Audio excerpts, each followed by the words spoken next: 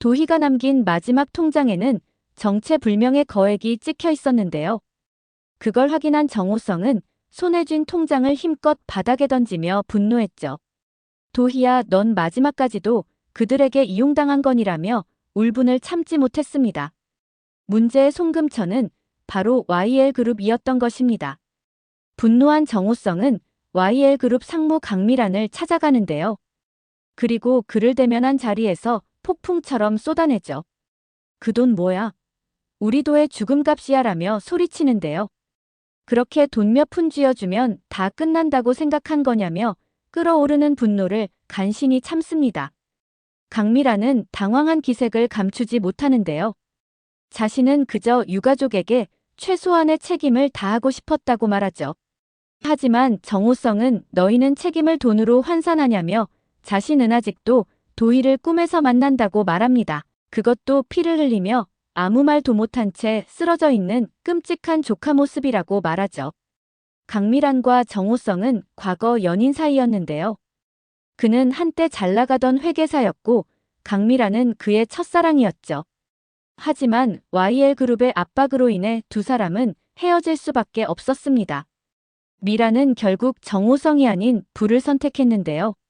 미란으로부터 배신당한 오성은 세상과 단절한 채 바다로 떠났던 것입니다. 그렇게 다시는 세상과 함께하게 될 줄 오성은 몰랐는데요. 그런 그를 다시 돌아오게 만든 건 바로 너무나도 소중한 조카 도희 죽음이었죠. 도희가 교통사고로 사망했다는 소식에 큰 충격을 받았는데요. 더 충격적인 건 사고 가해자가 바로 YL그룹 회장 부인이었던 것입니다. 즉 강미란의 올케인 최자영이었던 것입니다. 그리고 오성은 의문이 생기기 시작했죠. 회장 부인인 최자영이 왜 일개 직원인 도희를 죽였을까 하는 것이었습니다. 최기찬과의 불륜을 의심해 그렇게 했다고는 하지만 그 또한 이해가 가지 않는 부분이었죠. 그러던 찰나 도희 통장에 거액이 입금된 사실을 알게 되었는데요. 입금자 또한 YL그룹 강미란이었던 것입니다. 분노한 오성은 YL그룹 강미란과 대면하게 되었는데요. 갑작스럽게 등장한 오성의 미란은 당황했지만 한편으로는 그리움 또한 느껴졌죠. 죽은 도희 통장에 돈을 입금한 사실에 오성은 분노를 쏟아냈는데요. 미란은 퇴직금과 오성 조카라 자신이 조금 더 넣었다고 말하죠. 이 말에 더 분노하는 오성입니다. 돈으로 뭐든지 해결하려는 그들의 행동에 분노가 치미는 것이죠. 그 순간 승우가 들이닥치는데요. 당신이 뭔데 이곳에 들어와 행패를 부리냐는 것입니다.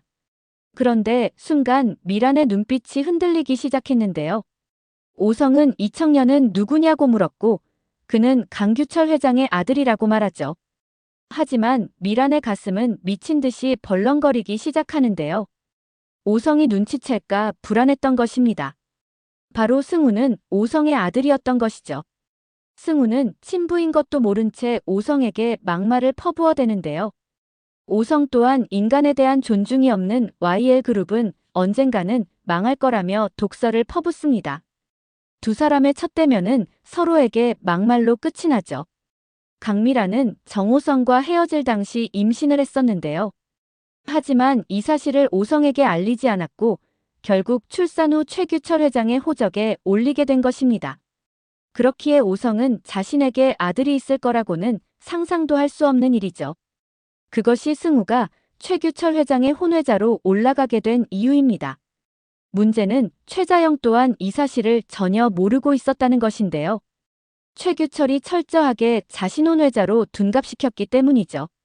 그래서 승우를 키우는 내내 최규철에 대한 배신감으로 몸서리를 쳤습니다.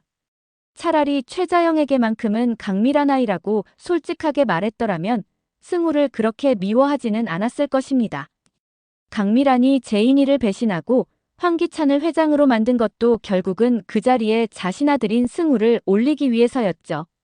하지만 강미란과 승우 또한 결국은 황기찬에게 당하고 쫓겨날 것으로 보입니다. 그 길로 집으로 돌아온 오성은 도희 죽음에 대해서 다시 조사를 시작하는데요. 그리고 도희가 죽기 직전의 행보에 대해 찾기 시작하죠. 그러다 의문의 한 CCTV 영상을 발견하게 되는데요. 바로 도희가 죽기 직전 강세리와 황기찬을 만났던 장면이었습니다. 순간 오성의 머릿속에 왜라는 의문이 생기기 시작하는데요. 그리고 오성의 손은 미친 듯이 떨리기 시작하죠. 오성은 도윤에게 그 영상을 보여주는데요. 도윤 또한 그 장면을 보는 순간 이상함을 감지하게 됩니다. 최자영이 기찬의 불륜을 오해해 도희를 죽였다고 했는데 그 불륜 대상이 도희가 아니라 강세리였던 것이죠.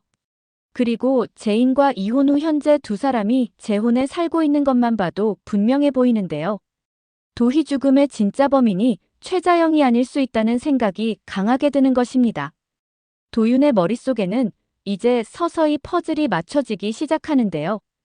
최자영이 진짜 범인이 아닐 수 있다는 것입니다. 그리고 도희 사고가 단순 교통사고가 아닌 고의적인 사고였다는 사실에 주목하죠.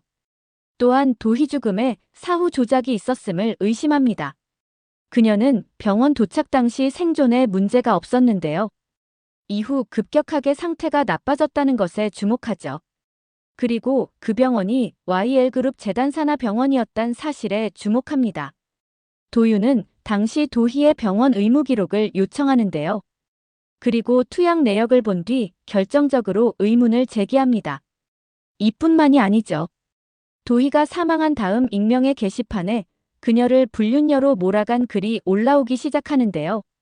그리고 도윤은 그 글의 IP를 추적한 끝에 YL문화재단 내부 네트워크에서 작성된 걸 확인하죠. 작성자 닉네임은 강세리 마케팅 전담 이메일 아이디와 일치했습니다. 이제 도윤과 오성은 확신하는데요. 도희의 죽음은 단순한 사고가 아니라 계획된 함정이었고 그 배후에는 강세리와 황기찬이 있다는 것을 말이죠. 그리고 더욱 충격적인 것은 최자영 또한 그들의 함정에 빠졌을지도 모른다는 사실입니다. 그녀가 범인으로 몰렸던 이유는 그녀를 감옥에 보낸 가장 결정적인 목격자 진술이었는데요. 모두 조작일 수 있다는 가능성에 두 사람은 몸서리치죠. 이렇게 되면 도윤이 상대해야 할 사람은 이제부터 황기찬과 강세리입니다. 도윤은 최자영을 다시 찾아가는데요. 당시 무슨 일이 있었는지 상황에 대해서 물어봅니다. 도희 오빠와 삼촌이라는 말에 처음에는 경계를 하는데요. 하지만 진짜 범인이 따로 있을 수 있다는 말에 눈빛이 바뀌기 시작합니다. 자영도 이제서야 의문이었던 부분이 하나둘 풀리기 시작하는데요. 분명 가벼운 타박상일 거라 생각했던 도희가 왜 죽었는지 말이죠. 결국 자신이 도희를 치던 그 자리에 황기찬이 있었다는 사실을 이제서야 알게 된 것입니다. 오늘 영상은 여기까지입니다. 구독, 좋아요는 언제나 제게 큰 힘이 됩니다.